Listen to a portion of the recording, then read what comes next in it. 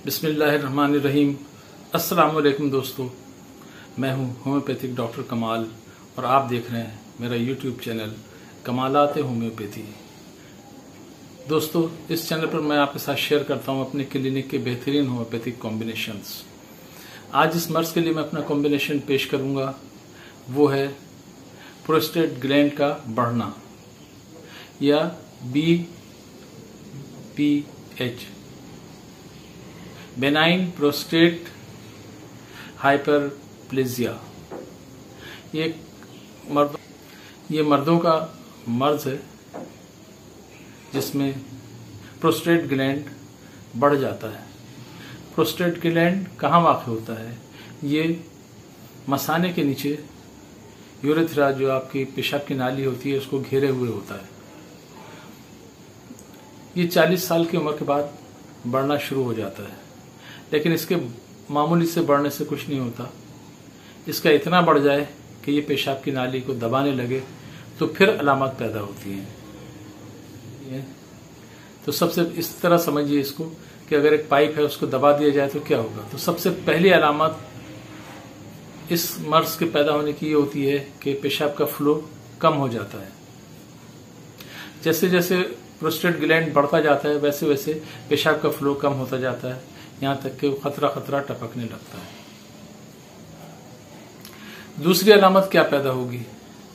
दूसरी अलामत ये पैदा होगी कि मसाना पूरी तरह खाली नहीं होगा, उसमें कुछ पेशाब पहले से पड़ा रह जाएगा। नतीजे में बहुत जल्दी वो भर जाएगा। जैसे ही मसाना फुल होता है तो आपको इंडिकेशन मिलती है कि आपको यूरिन पास करना है। अब पहले से आधा वो भरा हुआ है तो थोड़ी देर में फिर फुल हो जाएगा, तो नतीजे में पेशाब की जो फ्रीक्वेंसी है वो बढ़ जाती है, यानी जल्दी जल्दी आने लगता है। अब अगर पेशाब मसाने में पड़ा रहे तो क्या होगा? तो ये उसके जो नमकियात हैं वो नीचे बैठेंगे और पथरी पैदा हो जाएगी। गुर्दे में जो पेशाब स्लो उतरेगा तो उसके नतीजे में गुर्दे में भी पथरी हो सकती है। तो ये दोनों काम हो सकते हैं कि प्रोस्टेट ग्लैंड के बढ़ने से पथरी भी पैदा हो सकती है। एक और अलामत ये पैदा होती है, जब पेशाब पड़ा रहता है मसाने में तो वहां इन्फेक्शन होने के चांसेस बढ़ जाते हैं। UTI जिसको कहते हैं, यूरिनरी ट्रैक्ट इन्फेक्शन, वहां पर पैदा होते हैं। और अगर ये इन्फेक्शन बढ़कर गुर्दे तक पहुंच जाए तो पेशाब में बाज दफा खून भी आ सकता है। ये सारी अलामत होती हैं प्रोस्टेट ग्लैंड के बढ़ने की, लेकिन इन अलामत के ऊपर प्रोस्टेट ग्लैंड के बढ़ने की दवाएं नहीं दी जा सकती जब तक ये कंफर्म ना हो जाए कि ये ग्लैंड बढ़ा हुआ है। क्यों? इसलिए कि बहुत सारी बीमारियां ऐसी हैं जिसमें यही सारी अलामत पैदा होती हैं, जिसमें यूरेथ्रा स्ट्रक्चर है। यूरेथ्रल स्ट्रक्चर में होता ये है कि मसाना, ये आपके प्रोस्टेट ग्लैंड तो नहीं दबा रहा होता है, लेकिन वो खुद नाली अंदर से छोटी हो जाती है। नतीजे में ये सारी अलामत जो है, जो प्रोस्टेट ग्लैंड के बढ़ने की है, BPH की, ये उसमें भी पैदा हो जाती है। उसके अलावा मसाने का अगर इन्फेक्शन हो जाए, इसको प्रोस्टाइटिस कहते हैं, ये हो जाए तो भी ये अलामत पैदा होती है।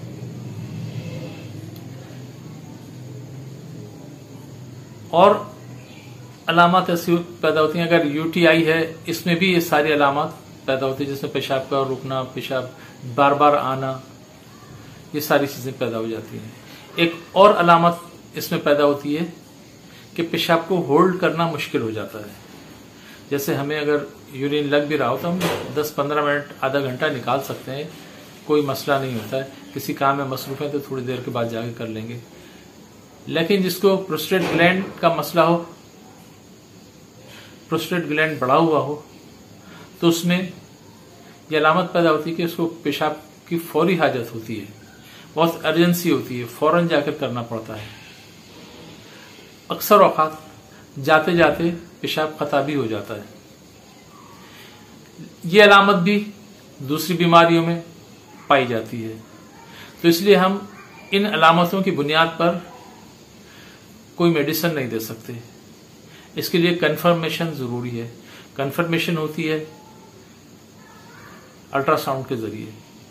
अल्ट्रासाउंड करा लें तो पता चल जाता है गुदूद कितना बड़ा हुआ है और अलामात कितनी शदीद हैं। बाज़ दफ़ा कम बड़ा हुआ होता है ग्लैंड लेकिन अलामात शदीद होती हैं, बाज़ दफ़ा बहुत ज़्यादा बड़ा हुआ होता है लेकिन नाली को नहीं दबा रहा होता है, कम दबा रहा होता है, तो अलामात बहुत हल्की होती हैं। तो हमें ये देखना पड़ता है कि प्रोस्टेट ग्लैंड की वजह से है या कोई और वजह है। अगर कोई और वजह हो, हम प्रोस्टेट ग्लैंड की दवाएं देते रहेंगे तो उससे कोई फायदा ही नहीं होगा। अब ये देखते हैं कि दवा देने से पहले हम ये चेक करते हैं कि ये होता क्यों है। सबसे पहला तो एजिंग फैक्टर होता है। जैसे जैसे उम्र बढ़ती जाती है वैसे वैसे ये मसाने का जो गुदूद है प्रोस्टेट ग्लैंड, ये थोड़ा थोड़ा बढ़ता रहता है। ये 60 के अराउंड में अच्छा खासा बढ़ जाता है लेकिन बाद दफा ये नाली को दबा नहीं रहा होता है। लेकिन जैसे जैसे उम्र बढ़ती चली जाती है ये प्रोस्टेट ग्लैंड बढ़ता चला जाता है और एक वक्त ऐसा आता है जब इसकी अलामात जाहिर होना शुरू हो जाती हैं। इस मर्ज का शिकार कौन होते हैं? जो ज्यादा मैंने अभी जैसे बताया कि 60 साल से ज्यादा उम्र के लोग जो होते हैं वो इसमें ज्यादा मुतासर होते हैं। दूसरा होता है ऐसे लोग जिनका बैठकर काम करने का हो, जिनका काम बैठे रहना होता हो, जैसे दर्जी हो गए, टाइपिस्ट हो गए, डॉक्टर्स हो गए। ये लोग जो बहुत बैठे रहते हैं, बैठ के काम करते हैं, इनमें ये चांस ज्यादा होता है। उसके अलावा जो लोग बहुत मोटे होते हैं, ओबेस हो जाते हैं, उन लोगों में भी इस मर्ज के पैदा होने के चांसेस ज्यादा होते हैं। दुबले लोगों में भी ये मर्ज पैदा हो जाता है लेकिन मोटे लोग ज्यादा रिस्क पर होते हैं। उसके अलावा एक और चीज होती है हेरिडिटी, यानी मौरूसी।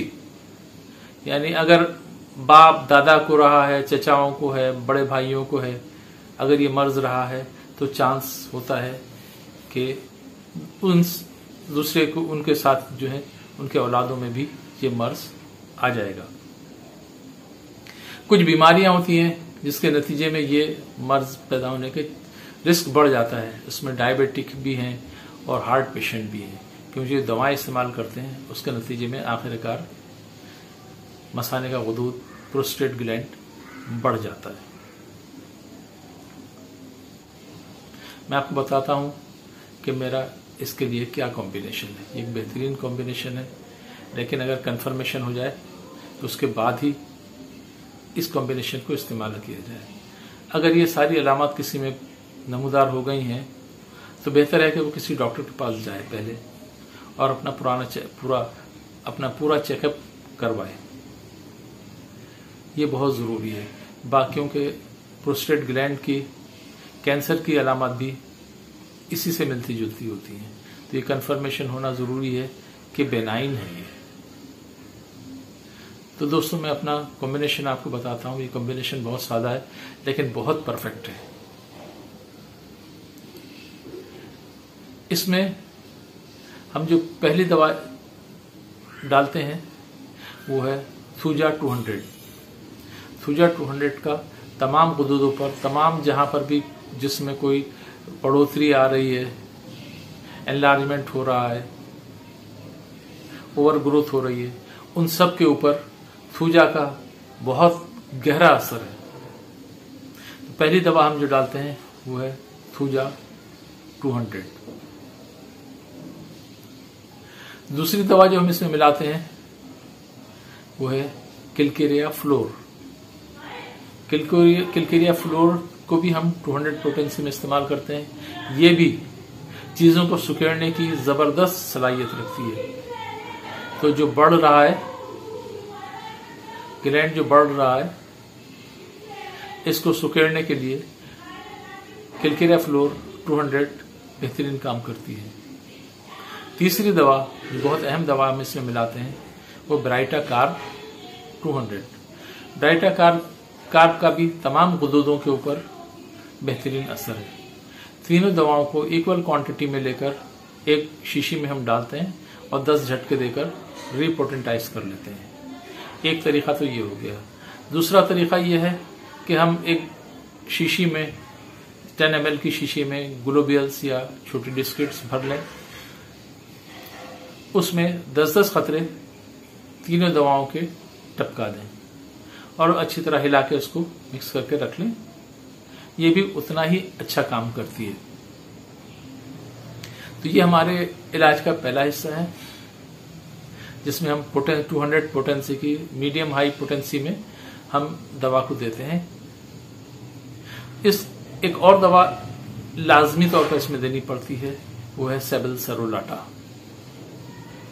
सेबल-सेरोलाटा को ज्यादातर लोग अक्सरियत मदर टिंचर में इस्तेमाल करती है, लेकिन मैं इस मेडिसिन को 3x पोटेंसी में इस्तेमाल करता हूं। इसके मुझे बहुत अच्छे रिजल्ट मिलते हैं। मैं हर मदर टिंचर का 3x बना के इस्तेमाल नहीं करता हूं। कुछ मेडिसिन है जिनको मैं 3x में इस्तेमाल करता हूं और बहुत सी मदर टिंचर ऐसी हैं जिनको मैं मदर टिंचर ही में क्यू पोटेंसी में इस्तेमाल करता हूं। इससे पहले मैंने रावल्फिया, जो ब्लड प्रेशर की बेहतरीन होम्योपैथिक मेडिसिन है, इसको मैंने कोशिश की थी कि 3x में बना के ट्राई करूं, लेकिन उसके मुझे बिल्कुल रिजल्ट नहीं मिले। तो ये रावल्फिया और क्रेटिगस, ये ऐसी दवाएं जिनको मैं मदर टिंचर में इस्तेमाल करता हूं। बर्बरस वल्गरस को भी मैं बाज दफा मदर टिंचर में सिंगल जब दे रहा हूं तो मैं मदर टिंचर में देता हूं, और जब कॉम्बिनेशन बना के दे रहा हूं तो 3x में देता हूं। ये दोनों काम करती हैं। ये 30 और 200 में भी मैं इस्तेमाल करता हूं। तो बताने का मकसद ये है कि हर दवा को, हर मदर टिंचर को 3x पोटेंसी में नहीं इस्तेमाल करना चाहिए। इस सेबल-सेरोलाटा को 3x में इस्तेमाल कर लें, इसके बहुत अच्छे रिजल्ट मिलते हैं। इसके 5-5 खतरे सुबह, दोपहर, शाम, रात 4 मरतबा थोड़े से पानी में मिलाकर पी लें। और जो गोलियां हैं वो भी दिन में 4 खुराक लेनी पड़ती है। 200 पोटेंसी का कॉम्बिनेशन है, लेकिन इसको भी सुबह, दोपहर, शाम और रात 4 मरतबा इस दवा को भी लेना पड़ता है। इसको आहिस्ता आहिस्ता असर होता है इसके ऊपर। फौरी तौर पर ऐसा नहीं है कि ये नज़ले बुखार की तरीके से फौरन सही हो जाएगा 2-4 दिन में, ऐसा नहीं है। इसको 3-4 महीने खाना पड़ता है, लेकिन बेहतरी होती चली जाती है, बेहतरी होती चली जाती है। दोस्तों, ये था मेरा कॉम्बिनेशन। अगर आप मेरे चैनल पर नए हैं और पहली मरतबा मेरा यूट्यूब चैनल देख रहे हैं तो इस चैनल को सब्सक्राइब कर लीजिए और बेल आइकन को दबा दें ताकि आने वाली वीडियो की आपको नोटिफिकेशन मिलती रहे। इसके अलावा अगर ये वीडियो आपको पसंद आए तो इसको लाइक भी कर लीजिए और अपने दोस्त अहबाब के साथ इसको शेयर भी कर लीजिए। दोस्तों, अगर आप मुझसे कोई मशवरा करना चाहते हैं या ऑनलाइन मुझसे दवाएं, मेडिसिन लेना चाहते हैं या अपना ट्रीटमेंट मुझसे करवाना चाहते हैं तो नीचे व्हाट्सएप नंबर आ रहा है, इस पर आप मैसेज कर सकते हैं। इसके अलावा आप कमेंट बॉक्स में भी लिखकर कोई क्वायरी हो तो आप मुझसे पूछ सकते हैं। अपना बहुत ख्याल रखिए।